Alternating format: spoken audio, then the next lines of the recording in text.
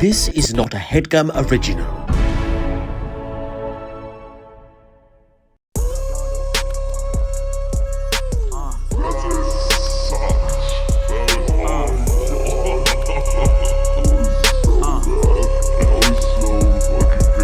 Hey Amir, man, look in the mirror, man.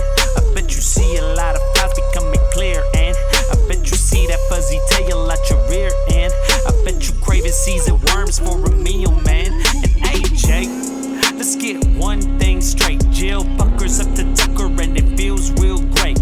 I saw you at a rave, and no, I ain't bluffing. You was rocking the chinner, and you was kissing your cousin. That's foul, wow. I wonder how y'all have decided to keep holding on. Bow, wow. Oh, and one last thing, since you're taking hits, I wouldn't platform Jeffrey James. He's a hateful bitch if I were you. All right. That theme song was kind of going hard. That was great. Yeah. One of the best sort of theme songs I've ever heard recorded. Yeah, I would say so. I would fuck the guy that recorded who did that song. one? It turns out that was Kevin Rambaran. Whoa, just like a nice, normal, hardworking guy. Yeah, a good person we wouldn't want to take anything from. Like very that's for sure. creative and so like kind of personalized and a lot of they effort was like went into it. references to the things that are, different shows that in the past and other shows on the Headgum podcast network. So Yeah. it was interestingly Clearly like a intricate. devoted fan who's really given a lot of time and support for the work, the output that he's I speculate that he might even be a day one fan. Whoa. I speculate that he may have been a fan of, YouTube sketches going into eventually podcasts and things like that. And it's like, we know, like, one fan is just one fan, but like ultimately, it's why, if you are a creator, it's like why you have what you have, why you do what you do is like the fans, the people that have stuck with you since the beginning, the people that click on your ads, the people that listen to your content, that give you those views. It's like, it's every all single one. really for them. Yeah, every single one of those people is they matter, and you would want to make sure that you're keeping them in a good place where they feel respected and honored, and things like that. And But thank you, Kevin, for that theme song. Yes, thank you, Kevin. Welcome to If I Were You. This is the only advice podcast on the internet, hosted by us. I'm Kevin. I'm Thomas. And if you are a typical listener and this has popped up in your feed, you might be wondering what's going on, because the theme song was a little different and things like that. But so, yeah, we've been paying attention to like trends in the podcast world and like what's happening. What's new and exciting. Turns out what works. It turns out it's kind of like okay / like not illegal to just do other shows. Yeah. So you can just become a different podcast, and we have done that for this episode. We're going to be doing all relationship advice. Yeah. All dating advice, things like that. And we'll probably call this episode If I Were You, I think. Yeah. I think that's a good idea. Soups all segments, but it is If I Were You. Every segment is a relationship question. Yes. And we're gonna help you work through those issues. And if you like this kind of thing, we can just do this. Yeah. And even if you don't, we could take a break for 7 months, come back, and this could be our show. So, either way. Like if we ever lose interest in what we're doing, it feels like it's run its course. We always have this to kind of fall back on. Yeah. Now we can come in, we can do this. Yeah. I like this is a nice setup for us, by the way. The studio looks great. It's so much nicer. The kind of succulence. Well, when you are successful like we are today on this show, you can afford incredible studio equipment. You can afford podcasting couches, which are specific for podcasting. You can have it all.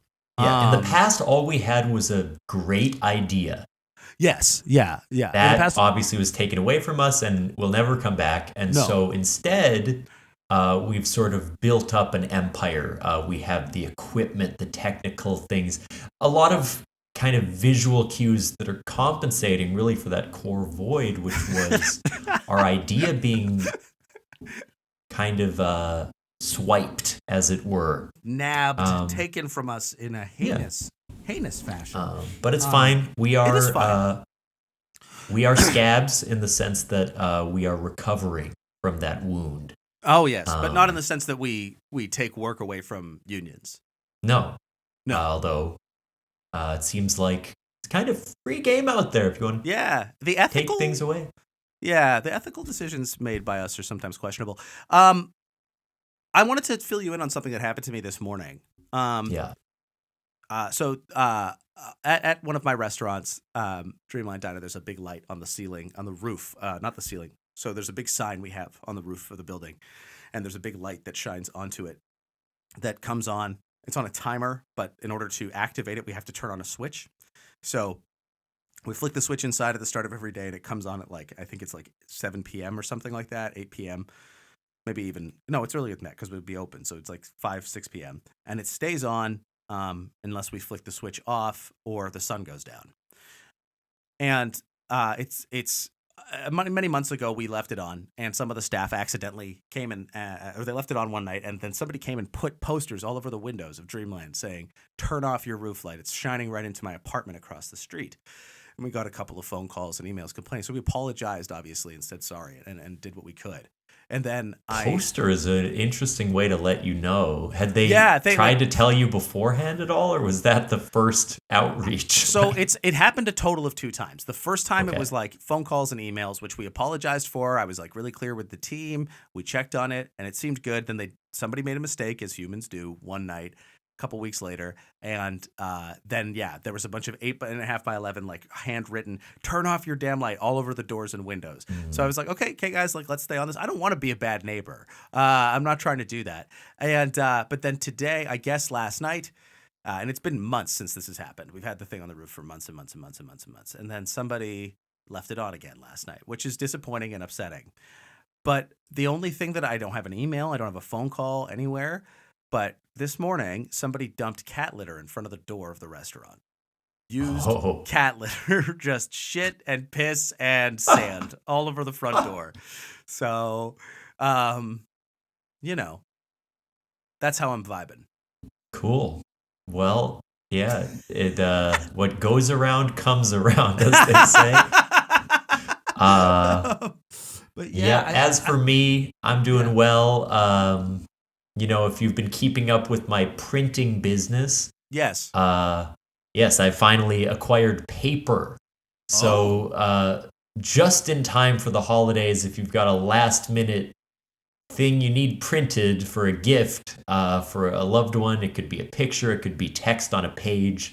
You could always send your guy or reach out to Thomas personally. Yeah. Printwithme.com/Thomas. Would love to help you out. Thomas. Yes. Should we look at a question? Should we look at a relationship advice question? Let's come up with a fake name to kind of preserve their anonymity. Yes. I was thinking maybe we could list fake friends would be the kind of names, the theme for the episode. Fake friends. People that we kind of thought were cool and nice and supportive and turned out not to be. Yeah, sort of people who sort of disappoint you at their core. People that really let you down. People that let you down. Yeah, okay. Do we have any names that just pop in that feel like they're disappointing just to even hear? Because it would trigger something in you. Be like, oh, right. I remember being let down by that name. Yeah, maybe let's do Amir Blumenfeld. Oh, I guess, that's a great one. Let's start with that. Yeah. Okay, so this Amir writes, I never had a girlfriend, even though I've had many one-night stands. All right. Bragging a little bit, but and I still get an erection when talking to a girl, and it's awful. What? I still get one? This was a past question about I get erections when I talk to girls, but I've never had a one-night stand. Now, update, I have a lot of those, and I still get erections. No, so I'm still horny. Okay, that's all I'm trying to tell you is I'm still horny. So far, one girl has noticed it and walked away. So this is the key problem: is the erect. How tight are your pants that you've got like a noticeable boner that girls are like, excuse me? Amir, my first piece of advice to you is to wear looser. Well, actually, though, because like aren't sweatpants the things that people always say show the outline? Like they always talk about like there's that like stereotypical gray sweatpants on a guy and you can see the dick, right? That's what they always say. Yeah. Right? You know, which is why I think if she's looking at your dick, you're doing something wrong. Like, oh, interesting. Right. You should sort of have more like it's you hard want to romance the eye line? Is that what you're trying to say? Yeah, I mean, or you're doing something right, but it sounds like you're calling attention to it. You're probably adjusting constantly. You're like trying to tuck it into the waistband. She won't stop looking at my dick, and he's like, like just constantly it's grabbing like his both crotch. hands in his pockets, rummaging around like Jenga. I've been playing pocket pool for 30 minutes, and nobody won't stop looking at my dick. But let's hear more from this issue here. From Amir. So yeah, so far one girl has noticed it and walked away. What should I do to get rid of it? Really, I might not get a girlfriend just because of this, and if I do, she might find it weird and run away. If she sees it on a date, she'll find it very weird and run away. What? This man has not had one night stands. He's like afraid of his own genitals. Like. Yeah.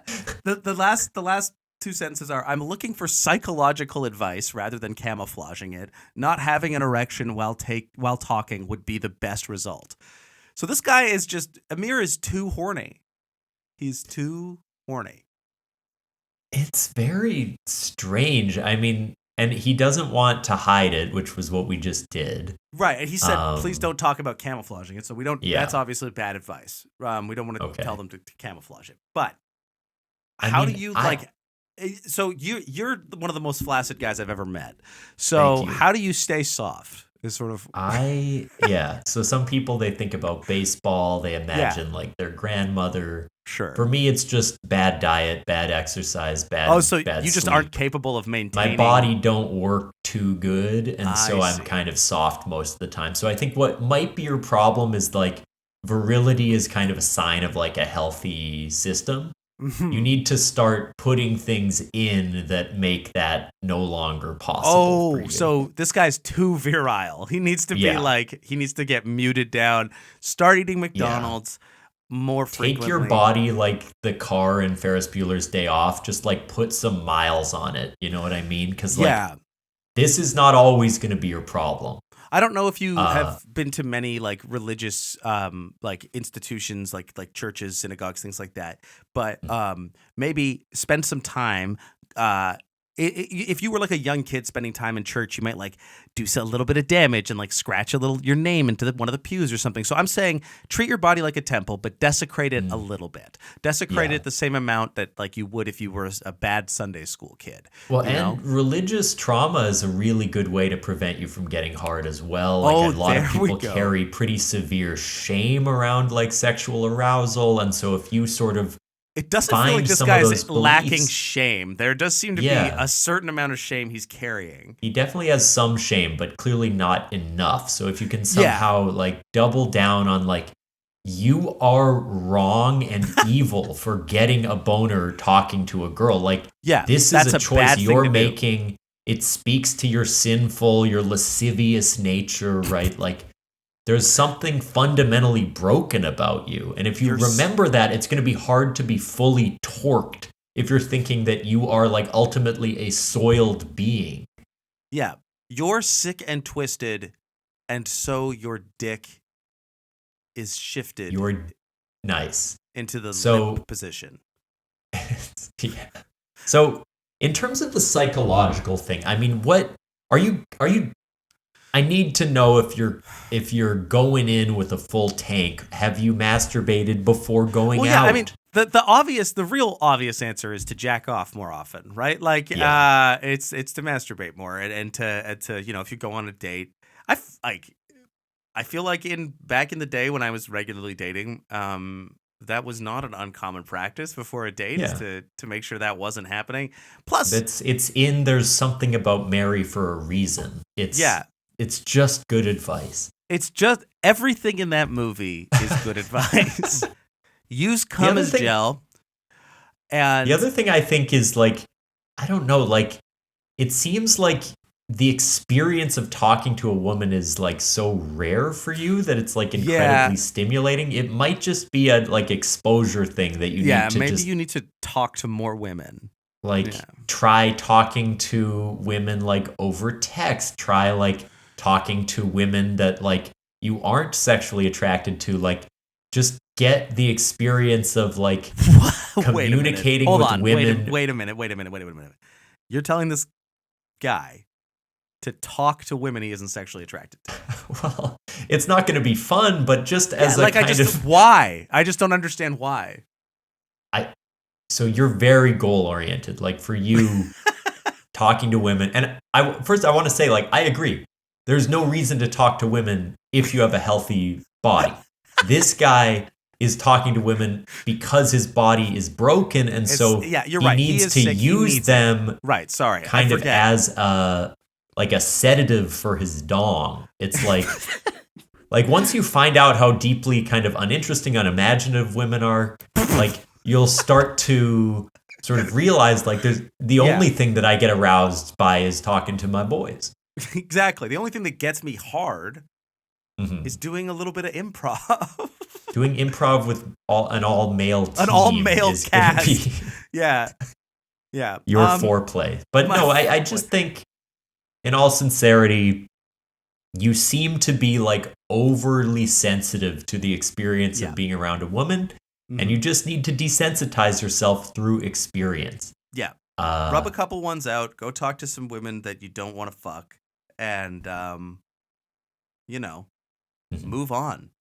It does feel like, I mean, when was the last time you can remember getting an accidental erection? I can't remember the last time, like, I've been I don't know. I mean... At least like 2 days ago. Like 2 days ago? Mm-hmm. At least. It could be a lot longer. 30 years old now? 31? What do you mean 2 days ago? I actually do. I'll say I get about 4 a.m. every single night. I wake up with a stark kind erection? Of evening wood, as it were. And I have every night? Every night. And I have to pull my undies down so that I can sort of rest comfortably for the rest of the night without it just poking against my loincloth and and what are you usually I sleep in a cave like Gollum. You would give a Tarzan role play before you go to bed. I have to like pee basically to get the erection to go down. Oh, wow. You wake up. Yeah, it's very annoying actually. Piss. So full that because when I need it, when it's like game time, it's not showing up. But at 4 a.m., if you want to have intercourse, it has to be at 4 a.m. Yeah. Interesting problem to have. Well, that's the. I also wait one more thing because we diminished women a lot, which is something we do on the show. But to be sincere for a second. Just something that's one of our things. It's one of our tropes, but I do think in addition to being overly stimulated by women, this guy may be sexualizing women too much. Yeah, if just talking to them is this arousing, like you might need to start to approach women as though they're just people and like people that you're just interacting with and not necessarily like someone who you're going to have sex with. I think if you can break that a little bit, you'll also be way less weird around the women. Because the other thing is like he did mention in here before that what does it say? So far one girl has noticed it and walked away. And so that to me. And by the way, more than one girl maybe has noticed it. Just the one actually left. The rest didn't tell you. You are hard when you talk to them. They emotionally walked away. But the thing about that is that, you probably are doing something to, as you said at the beginning of this, if they're noticing it, you might be doing something a little wrong. Mm-hmm. So you might want to revisit how you're talking to these people to begin with, and stop being so horny. Is the other thing. Ultimately, horniness is wrong. It's like we are poison that your body tries to get out. That's what your kind of sputum is. And so when you're getting hard, it's kind of telling you, like, therapy, we talk about like checking in with your body, like seeing where you're carrying tension. You're carrying all of your tension in your dick. With a little bit of tension in your ball sack. And that needs to be fixed. That you could also get a procedure to prevent arousal. Yeah. Kind of full time. Yeah. You can remove your penis. Mm-hmm. Is that what you're saying? Not really, but let's move on. Okay. So thank you, Amir. Yes, thank you, Amir. Amir Blumenfeld has a problem because he gets hard whenever he talks to a woman. What a funny situation that emerged organically on our show. Yeah. Why don't we move on to another question, Kevin? Yeah, we can do that. So, we need to get another fake name here. Someone else who's really let us down. The anonymity. Somebody else who's let us down. Somebody else who's disappointed us. Mm-hmm. I don't know if this is. I feel like we could go. How about? This is I should say this is a female actually. Okay. And so maybe we can think of how about like Jacqueline Hurwitz. Jacqueline. I love it. That's a beautiful name for a girl. Jacqueline Hurwitz. Yeah. So the subject line here is I met a great guy this week, but have already have pre-planned trip to meet old friend next weekend. What now?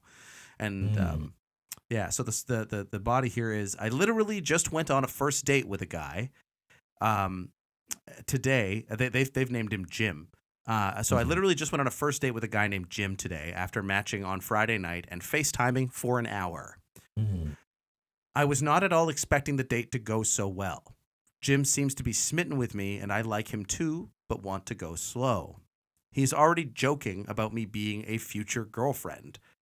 Red flag or genuine interest? Too soon to tell. That's the first paragraph. So, firstly, that is a red flag. Red flag, yeah. Yeah, huge red flag. You went on a first date, and he's talking about future girlfriend. He seems to be smitten with you, and you're kind of like wanting to go slow. So already you're a little bit like, hang on. Is uneven here, Jacqueline. You literally don't know me yet. Yeah. So like we've future met girlfriend, one time. That's a big deal. Anyway, the relationship that I have with male friend what? The relationship that I have with male friend I'll be visiting next weekend has been 98% platonic, and we've hooked up once in the 10 years that we've known each other. So, one hookup in 10 years, 98% platonic. Really weird grammar and just like paragraph structure as Bad well. Like phrasing. That transition was super abrupt, but I think I see what you're saying. So, in addition to this, you have a friend you're going to go visit, you hooked up with once, and now you're wondering if that's probably, let's hear what she says. But. Yeah, so then, hooked up once in the 10 years. This trip was booked a month ago. Seems a bit premature to cancel a mini vacation because of a good first date. At the same time, the last thing I want to do is come across as a player because I'm genuinely not. Then the last sentence before the TLDR is this timing is unexpected. I don't want to lie about where I'm at, but this is sort of a pickle. What should I do, or how should I handle this? So you met this guy like today, it seems like, or like yesterday when you wrote this, Jacqueline, and maybe you don't want to go hang out with your friend. Like maybe there's more to more or less to this platonic, beneficial friendship.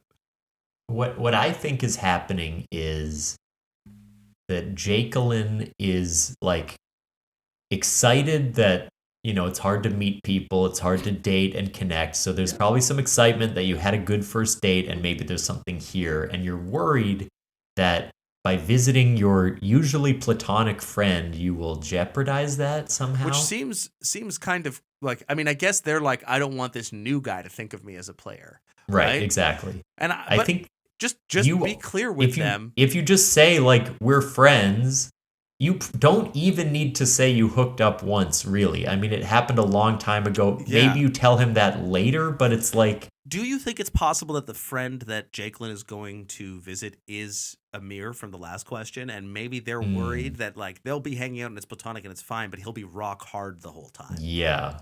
I was sort of thinking both of the guys were kind of like Amir. That's why he was so smitten on the date. Right. And right. Yeah, that there's does kind have of rock hard Amir energy. This is like such the point we were making earlier about women feeling sexualized. Like she can't visit a friend after one date because it feels like a betrayal. And she's not even saying, I'm going to go hook up with this friend. It just happened once ever. And in 10 years, right? Now, I guess I will say the proximity to, like, how frequently, does it say here how long ago they hooked up? Do you remember me saying that? I don't think it said. Because, like, if you guys hooked up last weekend, then you just started hooking up. That's different than hooking up, like, 3 years ago, right? There's a difference. Yeah. But I think you just tell... I don't know. It's tough because like telling someone after a first date, hey, I'm going to go hang out with someone. By the way, we have hooked up. Right. Like that's like too much information. Yeah. They don't need to know any of that. You know, maybe later you tell them like, by the way, this is my friend. We hooked up once if the relationship goes well. But to tell him now to cancel the trip, I think you just need to tell your friend who you're visiting, like, by the way, I'm kind of interested in someone right now, to set that boundary. But that doesn't make you a player. Like you're being, I don't know. I remember in my younger days, I used to do this thing where if at all I thought there was because I was accused of being a serial monogamist when I was younger. Accused. But I cheated like crazy. No, I'm kidding. Yeah. But no, I was asked, you get in a conversation, things get a little flirty. You get the sense you got to just bring up the partner, right? You got to say like, oh, my girlfriend and I did this weekend, or I was watching this movie with my girlfriend and this thing happened. And so I feel like this is sort of that, like, make sure that they know that you're interested in somebody else who's rock hard. Jim is swinging his hammer. Well, it seems like these days, like rock hard cocks are just kind of a dime a dozen. Like that used to sort of be a thing that might be a diamond Tinder bio, doesn't even, because of how hard they are. Yeah. Right. They are, diamonds in the buff. Diamonds in the buff. But I think, I don't know. I think the thing that worries me is that this guy is too into you, and you're worried he's going to be like jealous and possessive already. I mean, I think after that honestly, one date. it sounds like you're worried based on some probably context clues or things he said. Yeah.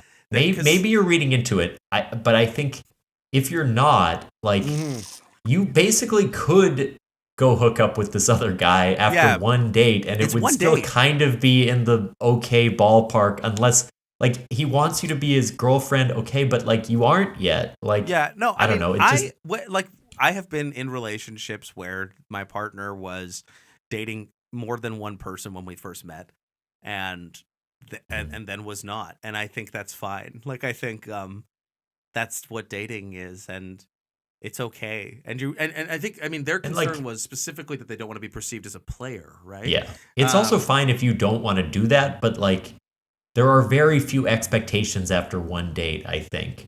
Yeah. And you don't have to sleep with your friend. You're just visiting him. So don't. Yeah, like, don't unless want to. you want to fuck your friend. Like, which also might be, because like even the fact that you're writing this out as a concern seems like it's at least a vague possibility that you might fuck this friend. And honestly, the more I think about this, it feels like it's one of those things where, I don't know if you've ever had this situation, but like two people who like once in a while sleep together, and then they like plan this like trip together, and it's sort of mutually understood, right? That, like, something's gonna happen. But it's like unstated maybe, and like you know, I have been in a kind of situation like this where I shortly after starting to date someone, I like was about to go on a trip with a friend where like there was no romantic history, but it felt kind of like overly intimate. Given that I had started dating someone, and I did cancel that trip. But interesting. I still think this is a first date. You barely know each other. I think unless you're really already ready to commit, I don't know. But I do think you might have to tell your friend, like, you are expecting this trip to go a certain way, and I don't want that anymore. Right. Like, yeah. Like, if you think that your friend thinks you're going to fuck, air it out. And honestly, like, if you're going to have, I'm not, I don't really have people that are like in my close circle that I don't have close friends that I've slept with, really. I have. Well, once they sleep with you, they become your enemy. Yes, yeah, they learn far too much about the tattoos on my inner thighs. Really, sort of, they make people upset at best. And what are those tattoos? Well, they're just a few figures that some people don't necessarily always agree with. They're just some numbers and data points that I think are good to keep close to you, but maybe people don't. It's like Chicago crime statistics. I have tatted on my inner thighs is like bad propaganda supporting the idea that black on black crime is the biggest problem in the United States. Black on sack. There's something there. Anyway. Yeah, there is something there. It's on your inner thigh. Yeah. It says black on sack crime. And you can imagine why someone might, become my enemy, as it were. But where I was going with that, I was going with not having friends that I've slept with, when I think, like, if you are in a position, because I've had like situations that have been like sort of complicated long-term friends with benefits situations things, and I once dated a woman that was in like an open marriage, and that was weird and interesting. So you're not a serial monogamist. No. I get around, get around, I get around, I get around. Anyway, but no, I mean, also I don't cheat on my partner, but the serial monogamy, dating this person, if you're going to be having this sexual relationship with somebody, even at any point, if you guys are friends, I expect you're able to be like comfortably, you must have talked about it, right? The fact that you've had sex. It must have come up. You've been friends for 10 years. You don't have sex and then never, ever talk about it. At 10 years, that's too long. I don't know. That one, it depends. If it was like one crazy night, maybe, but I know what you mean. I just think it's unlikely they're never talking about it if it's recent and a concern. So if it is recent and a concern, you should be able to just be like, hey, I just started seeing somebody. I'm excited about it, and it's fine. But if you do fuck them, I think it's okay. You just met this guy. He might be psychotic. Like, he kind of sounds a little crazy. He does seem a little intense. Yeah. And I also wonder if you're like kind of interested in your friend. Like, you have this long-term friend that you hook up with. Maybe that's the relationship you're wishing for. So you feel like kind of conflicted. Maybe but Jim isn't what you need. And maybe that might be a conversation to have with the friend of like, is there anything here? Yeah. And you could even hear him out if you tell him about the guy you went on a date with. Does he seem jealous? Does he seem like, he wishes that were him? I don't know. Yeah. Or maybe you're not even interested. It's hard to tell. Do you think that he didn't write enough. This guy? With the first date guy, I doubt it. Yeah. I think. Yeah, you're right. This has the air of like romance and like, not that you can't have sex without romance at the first date, but I just think that it has the air of like potential and mystery, which I think feels like new and exciting and fun, and like that is a specific kind of dilemma. Yeah. I understand. Well, he said I think I want you to be my girlfriend, not you already are my wife, which is the requirement for having had sex. Right. If she's not his wife, they didn't fuck, Kevin. Oh, okay. So do you think that it's impossible for them to have slept together without under the? It's possible. Okay. So then it's fine, right? It's possible. It's not fine. It's possible. Are you okay? Because I think it's okay, right? We were talking before about set a bomb at a train station. That's possible. But that's but you're killing lots of people, like endangering lives. Yeah. Having sex before marriage is not the same thing, right? You can have sex before marriage. And what do you call all those sperms that get flushed down the drain? Those aren't thousands of people to you? Down the drain? What are you doing with your Come. Circling the drain. The itsy bitsy spooger went up the water spout. What the fuck? Let's go to the next question. Well, maybe we should take a break. Oh my God, yes. I need something. Let's listen to an ad for another show. Right. And maybe if we get more of these ads, we could conglomerate a network. Yeah, we could create a network of our own. And this beautiful equipment could be ours forever. Yeah. Okay, hear them out. What's up, everybody? My name is Chance Nichols, and I am the host of We Didn't Peak. It's a podcast where I interview people who don't suck. I mean, they're people who are chasing their dreams, and we talk about their lives, where they've been, where they're going. And look, you don't have to be chasing your dreams to not suck. I know plenty of cool people who hate their lives, all right? Boy, this is less an advertisement, more an insult. Okay, well, listen to us wherever you get your podcasts, and follow us on Instagram at We Didn't Peak. And we're back. Thomas, do you have any? On to let's do the fight.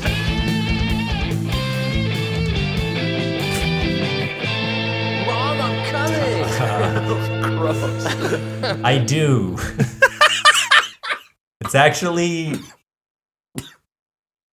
be careful what you wish for. Oh. Because sometimes you think, oh, I'm untouchable. I can do whatever I want. I can do whatever I want. Everything's fine. Everything's fine. I can take and take and take, and I will never get my comeuppance. Smear. Yeah. Oh, the chickens have gone off. I can't imagine they'll ever come home to roost. Roost! Well, they have. That's why they call them a rooster, motherfucker. Cock-a-doodle you. It's morning, and I'm smiling because we've done your podcast 1,000,000 times better than you ever did it. That's and right. Because of that, the legacy listeners that continue to listen to old episodes have fallen off, and they're in our audience now. They're in our audience now. You see, my hope is that at episode 589 or whatever the fuck it is that they ended their show at, that we consider ourselves episode 590. Yeah. Welcome, friends. Welcome, foes, even.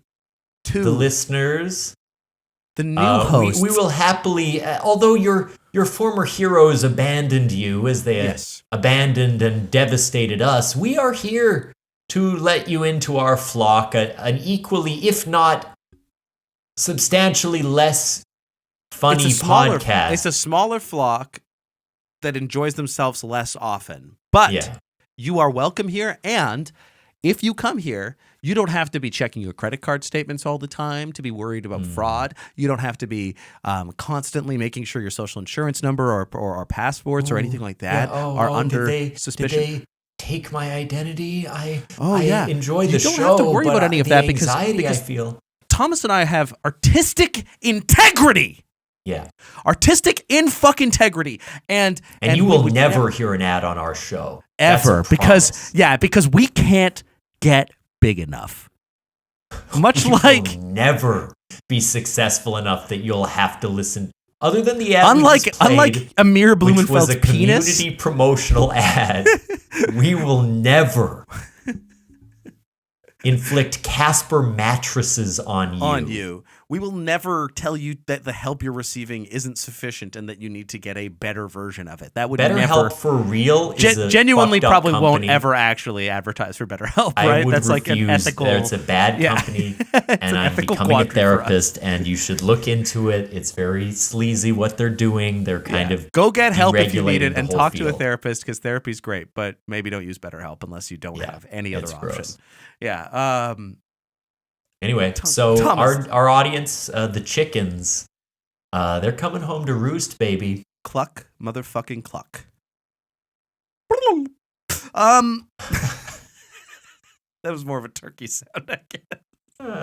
It's close enough. Should we do one more? Let's do another cue. Another cue. We need a fake name. A fake name. This is a male. It says a man.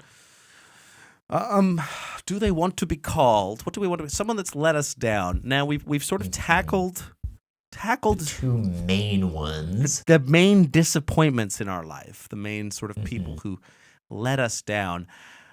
I wonder, I mean, I can put forward the fact there are other people who have taken from us. You know, we talked last episode about Cap'n Crunch. We talked about General Mills. We talked about Jeffrey James from the Headgum podcast stealing from us. Sure. We could call him Jeffrey James. Let's do Jeffrey James. Well. Their little pupil. Yeah, sort of the boy they chose over us. And I did apply for an internship at Headgum, and I received no response. No response, no recognition, except that they must have looked up your email address, Thomas Tolles 3. He seems not to have much sway in the state of California. How convenient. But look at this. He's got a little show that we might want to check out my LinkedIn, did you? Check it all out. You thought just because I was a 29-year-old with a graduate degree that I shouldn't apply for an unpaid internship at your podcast company? Is that what you thought? Yeah, I mean, that is actually kind of fair, right? Because you No, it ain't. You have no idea how low I'll stoop. Just because I misused the years of my youth doesn't mean I can't still benefit from... And I'm in an unpaid internship as we speak. I was going to say, wait a minute, are you currently doing an unpaid internship? Yeah. See? I wasn't above it the whole time. Yeah, so this one here from Jeffrey James is I may have gotten the worst gift for my girlfriend. The other day, I found a gift that I thought my girlfriend would like for Christmas. It was a Kate Spade ex-Disney wallet. So it's like a Kate Spade and Disney combined wallet that had a Minnie Mouse logo on it. She had a wallet with a coin pouch that dropped coins. She also liked Kate Spade, the brand, as well as Disney and specifically Minnie Mouse. Great gift. Or so I thought. So what do you think the twist is going to be here? Well, it's interesting because this sounds like a great gift for my girlfriend because Kim loves Kate Spade. Is she a big Minnie Mouse fan? I don't know if she loves Minnie Mouse, but we are planning to go to Disneyland in the future, so she's a Disney fan. Okay. And Kate Spade is a thing. And I'm starting to fear that the gift that I may get her could put me in some hot water. You might be a Jeffrey James of yourself. Yeah. I think that my guess is that she has something about like not wanting to be perceived as a Disney adult, or that there's some like problematic news that came out relating to this, and suddenly it's like a bad look to have one. Oh, okay. Interesting. So let's move on. She says, or he says rather, a few days after I got the item, I remembered that she had expressed contempt for companies that supported Israel. Oh. I should have given one more hypothesis here. Of the Free Palestine movement. Sure. She had completely stopped going to places like Starbucks, which she used to go to religiously. Another company that so happened to donate millions was, of course, Disney. I don't follow the news as much as she does. I didn't realize. Yeah. You don't, do you? I'm actually sort of abstaining from the whole conflict. I just want to buy pictures of Donald Duck bejeweled on a bag. That's sort of my engagement with the world. Well, maybe you should open your fucking eyes, sir. It's truly insane. Jeffrey James doesn't care about Palestinian deaths. It's guaranteed. Oh my God.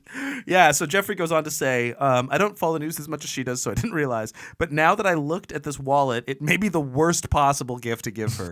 It's probably like giving a Yankees uniform to a Red Sox fan, which like, no, that's you really don't read the news. Like, you read so little that comparison proves you have no fucking idea what like horrific war crimes are happening currently. Like, what the fuck is you're insane.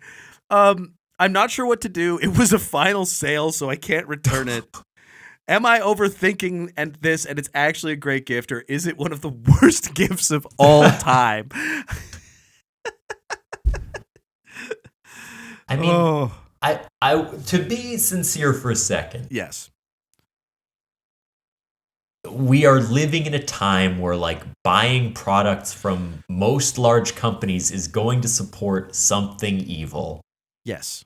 With that said, there may be like a current boycott of certain companies in support of Palestine. And if your girlfriend is involved in that, you should research it. And if she is, you should probably, I don't know, At find least a way to not. Yeah, you don't necessarily have to subscribe to the same things that she does, but I would say in terms of like spending money on her behalf, which is what you've done, which is what gift giving is like, then like you've done this in a way that might be a mistake. So my real advice would be to sell it on Marketplace, profit off of these horrible things that are happening, sell it at a gain. And so in that way, Disney gets money and you get your money back. So you're just giving don't get your free girlfriend money to anything. Israel is sort of what's happening. Yeah. I mean, I think that is, if you want to really be sneaky about it, as Kevin suggests, I think I don't actually think this is. You maybe get a second. You maybe get a second gift, and you just tell your girlfriend, "This is what happened. Hey, I got this because I know you like it. I didn't realize that right now is like a bad time to support this. I've never seen a newspaper. I've never looked at a Don't compare it to Major League Baseball. Probably. Maybe Don't leave like, the Red Sox and the Yankees this is out kind of of like the curse of the Bambino, isn't it? Don't say that. Don't refer to Israel as the Magic Kingdom or anything like that, because that is kind of how some Zionists might perceive it. I think you need to educate yourself about world events. Yeah. Maybe you'll decide ultimately that you are a Zionist. I don't know. I hope not. Yeah. But I would say, like, take a good look at what's happening. Yeah. Maybe do a donation to like the Palestinian Children's Fund, something like that. I would say if you're dead set on giving the gift for some insane reason, because I don't know what all the nuance of why you purchased it is there. Mm-hmm. You could theoretically like donate more or something. Alternatively, I think being honest with your partner, but also I think you pointed out something earlier, Thomas, that is interesting to me. It's like, your girlfriend clearly believes this so passionately that it's that important to them. It's a bit of a red flag that you don't care that much to know before spending this amount of money. Now, maybe you bought it and then everything kind of blew up and all of these sort of things became more present, and this is all new for them. I'll give them credit that, like, I mean, they do think it might be the worst gift ever, which is fair. They're taking it seriously, maybe even too seriously. Like, your girlfriend might not be that upset by this, right? But and she may be someone who's like learned about the conflict recently, is like starting to get involved. I don't know her level of awareness, but I do think that. There is a note here that they both live in Palestine, so I will say. Okay. That's so if you haven't sort of picked up on it, I don't know what is wrong with you at that point. Yeah. But no, I just think like it probably will bug her. Yes. And I think it shows a little self-awareness, a little thoughtfulness to say like, yes, I got you this thing. I realized after that it has these implications. Right. And here's like something else I got you too, but I just made a mistake. Then maybe she'll still appreciate the thoughtfulness, like you can't return it. So actually, I know at Starbucks, people for the boycott are demanding to get their Starbucks money refunded as a kind of way of like taking money from Starbucks. Oh, so they're like going in, ordering a drink, and then asking for a refund. No, so like people put money on their app, so they pay with the app, and then you can email the customer support and say like, I am going to request that money back into my account because of your stance on Israel. It's kind of one of the boycotting things. Oh, maybe you could make that same pitch to Kate Spade, like, this is a political request.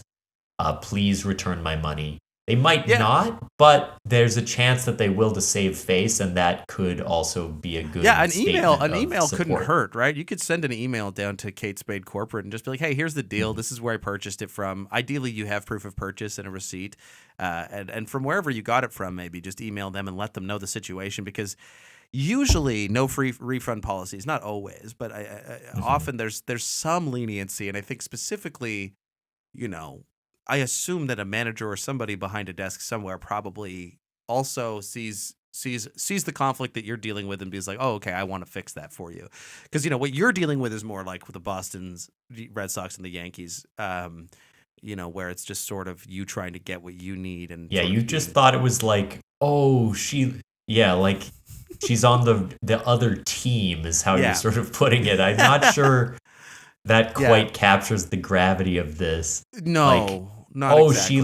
I thought she loved Twilight, but she likes Hunger Games. Like, it's a little bit that's different. It's diminishing. But do some research. You should take a good hard look at yourself as well. Yeah. It's okay to be wrong. Yeah. And I'm just assuming this was an innocent mistake, but like, it sounds like it. Yeah, it sounds like but also, I don't know. We're at a time in history where I think these things are. You should be a little bit more informed about this, maybe. You're on Reddit and you're on the relationship advice subreddit, so or dating advice or whatever the hell it is. I think if it's important to your partner, it's important to you to know what she's into. Like, take that as an opportunity to learn about this, and maybe send some support to Palestine, because they really can use it together. Have fun, bond. I was very unsure about bringing up that question, but I thought I thought I would. Those are the three I found. So those are the three I found that felt like they were in the vein, Maine or otherwise. I suppose. Is there anything that we need to plug by the time this comes out? We can let people know. We can still let people know about our show, right? This is on Monday, so this is coming out on Christmas Day, I think, is the way this is coming out.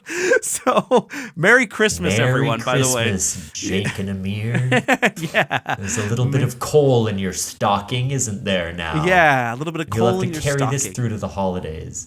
And a bit of pole in your hot ring.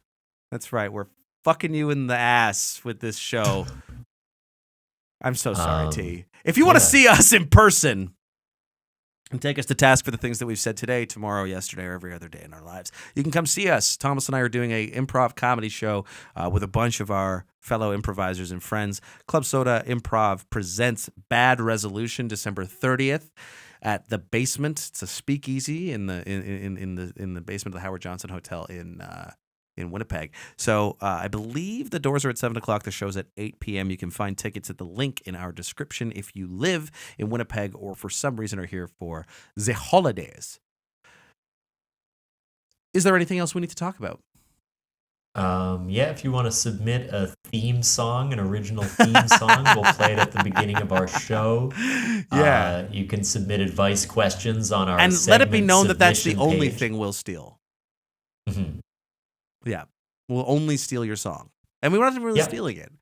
We're accepting it as a gift. As a gift.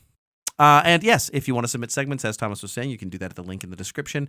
Follow us on social media pages, share the show, and have a happy holiday season, folks.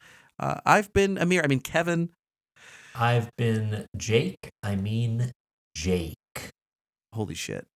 You are become Jake. Destroyer I am Jake Lynn. Destroyer of my friendship because I went on a first date. Have a good day, folks. Ciao for now. Bye. Sorry we changed the structure. I hope you're not mad. The regular show's coming back next week, I think. Probably. Bye. Unless you really like this, then we'll stick with it forever.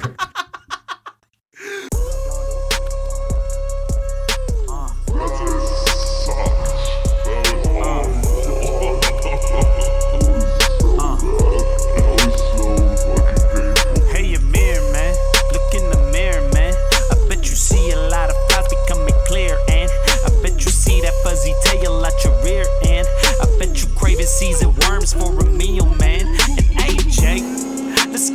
one thing straight. Jill Bucker's up to Tucker and it feels real great. I saw you at a rave, and no, I ain't bluffing. You was rocking the chinner and you was kissing your cousin. That's foul, wow, I wonder how y'all have decided to keep holding on. Bow, wow. Oh, and one last thing, since you're taking hits, I wouldn't platform Jeffrey James. He's a hateful bitch if I were you.